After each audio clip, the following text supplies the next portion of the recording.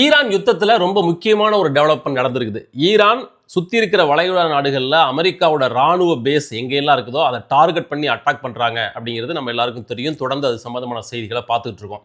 அந்த அமெரிக்க ராணுவ பேஸில் ரொம்ப ரொம்ப முக்கியமானது கத்தாரில் இருக்கிற அல் உதீத் விமானத்தளம். அந்த தளத்தில் அமெரிக்காவோட 10,000க்கும் அதிகமான வீரர்கள் நிரந்தரமாக அங்கே தங்க வைக்கப்பட்டிருக்காங்க.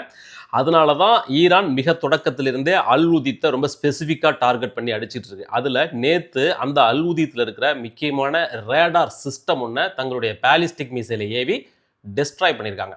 அந்த ரேடார் சிஸ்டம் அமெரிக்காவுக்கு ரொம்ப ரொம்ப முக்கியமானது.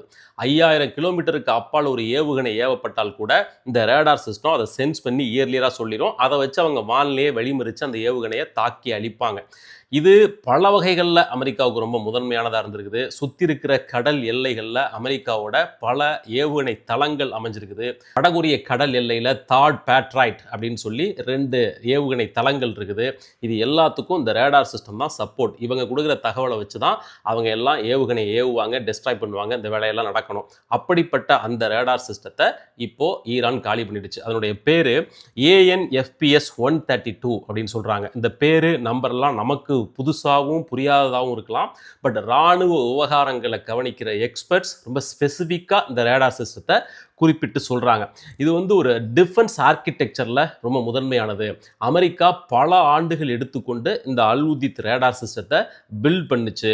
அதை இப்போ ஒன்றும் இல்லாமல் பண்ணிட்டாங்க. மற்ற நாடுகள் எல்லாத்தையும் ரேடார் சிஸ்டம் இருக்குது, அதோட அதை கம்பேர் பண்ண முடியாது. இது ரொம்ப அட்வான்ஸ்டு, உலகத்தில் இருக்கிறதுலேயே அட்வான்ஸ்டான ரேடார் சிஸ்டம் அப்படின்னு சொல்கிறாங்க. அதைத்தான் இப்போ இவங்க காலி பண்ணிட்டாங்க. இப்போ நடந்துகிட்டு இருக்க இந்த வாரில் கத்தாரில் மொத்தம் 101 பாலிஸ்டிக் ஏவுகணைகளை ஈரான் ஏவுனுச்சு. அது எல்லாத்தையும் கத்தார் இடைமறிச்சுது. இடைமறித்து கத்தார் காலி பண்ணதுக்கு காரணம் இந்த ரேடார் சிஸ்டம் கொடுத்த தகவல் அடிப்படையாக வச்சு தான். இனிமே ஈரான் ஒரு பர்டிகுலர் டார்கெட்டை நோக்கி ஏகப்பட்ட மிசைல்ஸை ஏவ வேண்டியதில்லை. ஏன் இப்படி ஏவுறாங்க அப்படின்னா, எப்படி இருந்தாலும் ஏவுகணையை ஏவும் போது இந்த மாதிரியான ரேடார் சிஸ்டம் சென்ஸ் பண்ணி சொல்லிடும். அந்த ரேடாரில் சிக்கி எதிரி நாட்டால் டெஸ்ட்ராய் பண்ணப்பட்டது போக 1-2வது போய் டார்கெட்டை அட்டாக் பண்ணட்டும் அப்படின்றதுனால தான் ஒன்றுக்கும் மேற்பட்ட மிசைல்ஸை ஏவுறாங்க. இப்போ ரேடார் சிஸ்டம் இல்லை, அப்போ ஒரு டார்கெட்டுக்கு ஒரு மிசைல் போதும் அப்படின்னு நிலைமைக்கு வந்துருச்சு. அப்போ ஈரான்கிட்ட ஆயுதங்கள் தேவையில்லாமல் செலவு பண்ண வேண்டியது இல்லை. ஆயுதங்கள் இவங்களுக்கு சேவ் ஆகும். அண்ட் அதே போல் எதிர்த்தரப்புக்கு நடுவில் வானில் வழிமறித்து இந்த மிசைல்ஸை அட்டாக் பண்ணி அழிக்கிறது ஆல்மோஸ்ட் இல்லை அப்படின்னு ஆயிடுச்சு. இது ஈரானுக்கு பல வகைகளில் இந்த வாரில் ஒரு அட்வான்டேஜை கொடுக்க போகுது.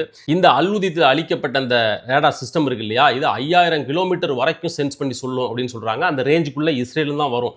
இப்போ ஈரான் வெறி கொண்டு இஸ்ரேல் மேலே தாக்குதல் நடத்திட்டு இருக்குது. அப்போ இனிமே ஏவப்படுற எந்த பாலிஸ்டிக் மிசைல்ஸையும் அங்கே இஸ்ரேலால் சென்ஸ் பண்ணி அழிக்க முடியாது. அதனுடைய ஒரு பகுதி ரேடார் சிஸ்டம் ஒன்றும் இல்லாமல் போயிடுச்சு. ஸோ அந்த வகையில் ஈரானுக்கு இந்த வாரில் இது ஒரு அட்வான்டேஜை கொடுத்துருக்குது. இன்னொரு வகையில் வேற என்ன தோல்வி இது ஏற்படுத்தும் அப்படின்னா, இந்த ரேடார் சிஸ்டம் அமெரிக்காவுக்கு ஸ்ட்ரெயிட் ஆஃப் ஹார்முஸை கண்ட்ரோல் பண்ணுறதுக்கான, அந்த ஹார்முஸ் ஜலசந்தியை கண்ட்ரோல் பண்ணுறதுக்கான ஒரு அட்வான்டேஜை கொடுத்துச்சு. இப்போது அவங்களுடைய ரேடார் சிஸ்டத்தை ஈரான் ஒன்றும் இல்லாமல் பண்ணிடுச்சு. ஏற்கனவே ஈரான் ஸ்ட்ரெயிட் ஆஃப் ஹார்முஸை மூடி வச்சிருக்குது. அதன் வழியாக போகிற கப்பல்களை சுட்டு வீழ்த்துது. கடலுக்கு நடுவில் கப்பல்கள் தீப்பிடிச்சு எரியுது. இந்த நிலைமையில் அமெரிக்கா தன்னுடைய சொந்த ரேடார் சிஸ்டத்தை பறிகொடுத்துட்டு நிற்கும்போது, நீங்கள் ஹார்முஸ் ஜலசந்தி மூடப்படுறதை பற்றி கவலைப்படாதீங்க, ஆயில் டேங்கர் கப்பல்கள் அந்த வழியாக போங்க, அமெரிக்க படைகள் உங்களுக்கு பாதுகாப்பு கொடுக்கும் அப்படின்னு ட்ரம்ப் சொல்கிறத எந்த நிறுவனம் நம்பும், எது ஏற்றுக்கொள்ளும்? அவங்க நம்ப மாட்டாங்க. நீங்கள் உங்களுடைய ரேடார் சிஸ்டத்தையே பாதுகாக்க முடியல, எங்களை எப்படி பாதுகாப்பீங்க அப்படின்ற அவநம்பிக்கை அந்த கப்பல் போக்குவரத்தில் ஈடுபட்டிருக்கிற நிறுவனங்களுக்கு வரும். இது பொருளாதாரத்தில் மிகப்பெரிய வீழ்ச்சியை உருவாக்கும். ஸ்ட்ரெயிட் ஆஃப் ஹார்முஸை சுற்றி ஏகப்பட்ட ஆயில் டேங்கர்ஸ் கப்பல்கள் பல நின்றுட்டு இருக்கு ஆல்ரெடி. இந்த ரேடார் சிஸ்டம் செயலிழந்து போனதுனால எங்களுக்கு பாதுகாப்பு கொடுக்குற கேப்பபிலிட்டி உங்களுக்கு இல்லை அப்படின்ற அவநம்பிக்கை இந்த கப்பல் நிறுவனங்களுக்கு உறுதியாக வரும். அது எதை நோக்கி அழைச்சிட்டு போகும்னா, ஆல்ரெடி இந்த கப்பல்களுக்கான இன்சூரன்ஸ் கம்பெனிகள் எல்லாம் வார் ப்ரீமியத்தை ஹை பண்ணிட்டாங்க, இன்சூரன்ஸ் கொடுக்கறதே நிறுத்தி வச்சுருக்கிறாங்க. இப்போ இந்த சுச்சுவேஷனால் மேற்கொண்டு நிலைமை மோசமாகும். இன்சூரன்ஸோட ப்ரீமியம் தொகை பல மடங்கு அதிகரிக்கும். கப்பல்களை பொறுத்தவரையும், குறிப்பாக சரக்கு கப்பல்களை பொறுத்தவரையிலும் இன்சூரன்ஸ் ரொம்ப ரொம்ப முக்கியம். அது இல்லாமல் ஒரு அடி கூட கப்பல் மூவ் ஆகாது. பல மடங்கு இன்சூரன்ஸ் ப்ரீமியம் உயர்த்தப்படும் போது கப்பல்கள் மூவ் ஆகிறது தடுக்கப்படும். அதனால் இந்த ரேடார் சிஸ்டத்தை அழித்ததோட இம்ப்ளிகேஷன் இருக்கு இல்லையா, அது பல வகைகளில் ஒர்க் ஆகும். சரி, இதெல்லாம் ஈரான் மற்றவங்களுக்கு ஏற்படுத்தின பாதிப்பு. ஈரானுக்கு எந்த பாதிப்புமே இல்லையா அப்படின்னா, மிக கடுமையான பாதிப்பு ஈரானுக்கும் ஏற்பட்டிருக்கு. குறிப்பாக ஈரானோட கடற்படை, அதனுடைய கப்பல்கள் மேக்சிமம் டேமேஜுக்கு ஆளாயிருக்குது. அமெரிக்க ராணுவத்தோட சென்ட்ரல் கமாண்டர் பிராட் கூப்பர் நேற்று கொடுத்த பேட்டியின்படி 17 ஈரானியன் கப்பல்களை நாங்கள் அழிச்சிருக்கிறோம் அப்படின்னு சொல்லியிருக்கிறாரு. இன்க்ளூடிங் ஒரு சப்மரைன், ஒரு நீர்மூழ்கி கப்பல் உட்பட 17 கப்பல்களை அமெரிக்க படைகள் அழிச்சிருக்குது. 17 கப்பல் அப்படிங்கிறது வெரி ஹியூஜ். மொத்தத்தையும் அவங்க காலி பண்ணிட்டாங்க. பந்தர் அப்பாஸ், கொனார்க் உள்ளிட்ட இடங்களில் ஈரானுக்கு இருக்கிற நேவல் பேஸ் கிட்டத்தட்ட இல்லை அப்படின்ற நிலைமைக்கு வந்துருச்சு. ஸோ ஈரானோட கடல் வலிமை, அதோடைய கடற்படை வலிமை கிட்டத்தட்ட காலி பண்ணிட்டாங்க அமெரிக்கா அப்படின்னு சொல்லலாம். பட் அவங்களுடைய மிசைல் வலிமை பல மடங்கு அதிகமாக இருந்தாலும் கூட கடல் எல்லையில் அவங்களோட வலிமை குறைக்கப்பட்டிருக்குது. சரி, ஈரானுக்கு அடுத்த கட்டமாக இந்த வாரில் என்ன அட்வான்டேஜ் இருக்குது அப்படின்னு பார்த்தோம்னா, ஈரானோட பிரத்யேகமான பூகோள அமைப்பு. அதன் காரணமாக தான் ஈரான் ஹிஸ்டாரிக்கலாகவே எந்த நாட்டோட படையெடுப்புக்கும் ஆளாகாமல் ஒரு தனித்துவமான நிலைமையில் இருக்குது. பட் இப்போ நடந்துகிட்டு இருக்கிற இந்த ஆன்கோயிங் வாரை பொறுத்தவரையிலும் அமெரிக்க இஸ்ரேலிய கூட்டுப்படைகள் ஈரான் மீது இதுவரைக்கும் வான்வழி தாக்குதலை மட்டும்தான் நடத்திட்டு இருக்காங்க. இது தரைவழி தாக்குதலாக மாறப்போகுதா? ஈராக்கில் எப்படி பண்ணாங்களோ அதுபோல் தரைவழி படையை அனுப்பி ஊருக்குள்ளே வரப்போகிறாங்களா, அதுக்கான பாசிபிலிட்டிஸ் இருக்கா அப்படிங்கிற கோணத்தில் இதை பார்க்க வேண்டியிருக்கு. அதுதான் இந்த வார் நீண்ட காலத்துக்கு தொடரப்போகிற ஒன்றா அல்லது குறுகிய காலத்தில் முடிய போகிற ஒன்றா அப்படிங்கிறத தீர்மானிக்கும்.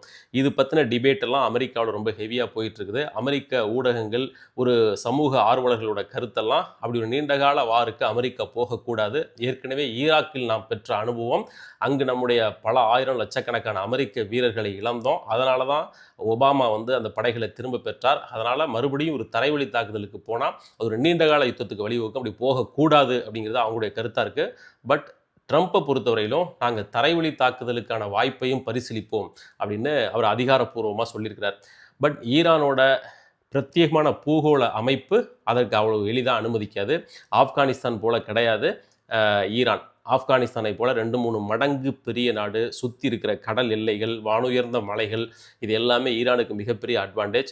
அதை விட கூடுதலாக ஈரானோட மக்கள் கடந்த 50-60 வருஷமாக அமெரிக்க எதிர்ப்பு அவங்களோட ரத்தத்தில் ஊறி போனதாக இருக்குது. அவ்வளவு எளிதில் ஈரானுக்குள்ளே அமெரிக்கா நுழைஞ்சி எதையும் பண்ணிட முடியாது. தரைவழி தாக்குதலை நோக்கி அது போணுச்சு அப்படின்னா ஒட்டுமொத்த வளைகுடா ரீஜியமும் பல 10 ஆண்டுகளுக்கு ஒரு வார் சிச்சுவேஷன் சந்திக்கும் அப்படிங்கிறதுல எந்த மாற்றமும் இல்லை. அமெரிக்காவும் அதை விரும்பாது. அப்படிப்பட்ட ஒரு மிரட்டலை ட்ரம்ப் கொடுக்கலாமே ஒழிய தரைவழி தாக்குதலுக்கான வாய்ப்புகள் ரொம்ப சொற்பம் அப்படிங்கிறது தான் இப்போ இருக்கிற நிலைமை. இதுக்கிடையில் ஈரானில் நேற்று ஒரு நிலநடுக்கம், ஈரானில் கெராஸ் அப்படின்ற ஏரியாவில் 4.3 மேக்னிடியூட் அளவுக்கான நிலநடுக்கம். இதற்கான காரணம் ஈரான் அங்கே அணு ஆயுத பரிசோதனையை செஞ்சிருக்கு அப்படின்னு சொல்கிறாங்க. அவங்க செஞ்சாங்களா இல்லையா அப்படின்னு கன்ஃபார்ம் பண்ண முடியல. பட் திடீர்னு நிலநடுக்கம் வருது அப்படின்னா ஒரு வார் சிச்சுவேஷனில் வரும்போது இந்த டெஸ்டிங் நடந்திருக்குமோ அப்படின்னு யூகிக்கிறதுக்கு அது இடம் கொடுக்குது. சரி, ஈரான்கிட்ட அப்படி ஒரு அணு ஆயுத டெஸ்டிங் பண்ணுறாங்கன்னா ஆல்ரெடி என்ரிச்டு யுரேனியம் அவங்கள்ட்ட இருக்குது. அணு ஆயுதமாக அதை மாற்றுவதற்குரிய தொழில்நுட்பத்தை அவங்க அடைஞ்சிட்டாங்களா அப்படிங்கிற கேள்வி வருது. சர்வதேச அணு ஆயுத முகமை ஈரான்கிட்ட அப்படிப்பட்ட கண்டிஷன் இல்லை, அவங்க அணு ஆயுத தயாரிப்புலலாம் ஈடுபடலை அப்படின்னு அவங்க ஆல்ரெடி கன்ஃபார்ம் பண்ணியிருக்காங்க.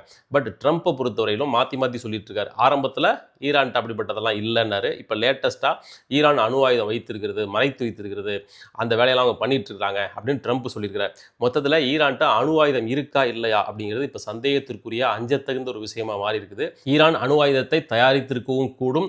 ஆல்ரெடி என்ரிச்டு யுரேனியம் அவங்கள்ட்ட இருக்குது. அதனால் மறைமுகமாக அந்த அணு ஆயுதத்தை தயாரித்து இப்போ டெஸ்டிங் கூட அவங்க பண்ணியிருக்கலாம். அதுக்கான ப்ராபபிலிட்டியை நம்ம ரிஜெக்ட் பண்ண முடியாது. ரைட், இந்த வாரோட தொடக்கத்திலிருந்தே இது எதுக்காக முதல் நடக்கிற வார்?